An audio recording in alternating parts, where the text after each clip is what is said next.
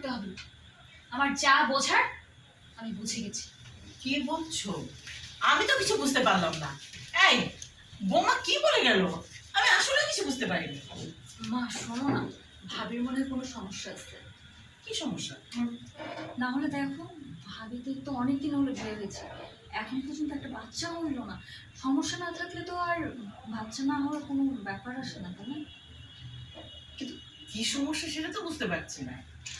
ভাই, মা শোনো, তুমি একটা কাজ করো।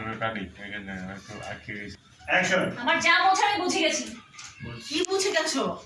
আমি তো কিছু বুঝতে পারলাম না। এই বোমা কি বুঝতে, এই বোমা কি বোঝাতে চাইলো? বোমা কি বোঝাতে চাইলো? মা, আমার মনে হয় ভাবির কোনো সমস্যা আছে। কি সমস্যা? সমস্যা দেখো না, ভাবির অনেকদিন হলো বাচ্চা যাই, আবার যাই, সরি। তো তুমি আর কি বোঝাতে চাইলে? আমি তো কিছু বুঝতে পারলাম না।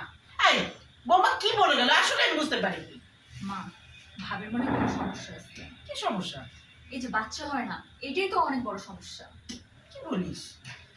যদি সমস্যাই না হতো, দেখো ভাবির ভাইয়ের সাথে সবসময় ঝগড়া করে, আমাদের সাথে খারাপ ব্যবহার করে।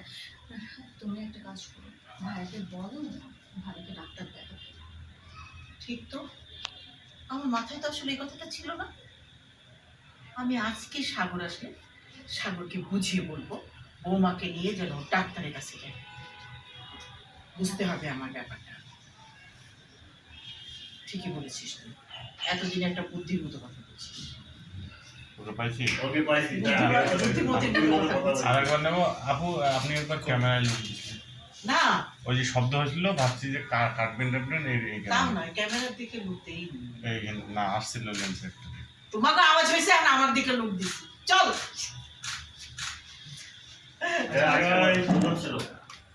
সুন্দরী তো থাকবে, কিন্তু অসুন্দর হয়ে গেলে মাঝে মাঝে ওদের কোন জায়গায় তোমরা চিলিক মারো। চিলিক মারছে কোথায়? ঝিলিক মারছে, এই ঝিলিক